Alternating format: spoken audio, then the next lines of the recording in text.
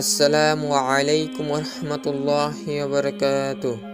একবার এক মুমিন ব্যক্তি একটি বাজারে গিয়েছিলেন। তিনি দেখতে পেলেন এক বৃদ্ধ ব্যক্তি খুব কষ্ট করে তার পণ্য বিক্রি করার চেষ্টা করেছেন। মুমিন ব্যক্তি তার কাছে গিয়ে জানতে চাইলেন, চাচা, আপনার পণ্যগুলো বিক্রি করতে এত কষ্ট হচ্ছে কেন?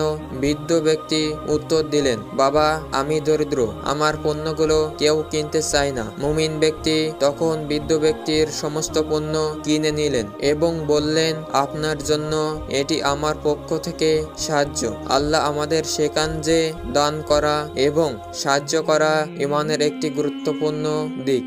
বৃদ্ধ ব্যক্তি কৃতজ্ঞতা প্রকাশ করে বললেন, আপনার ভালো কাজ আমার জীবনে দুঃখ দূর করলো। আল্লাহ আপনার প্রতি রহমত বর্ষণ করুন।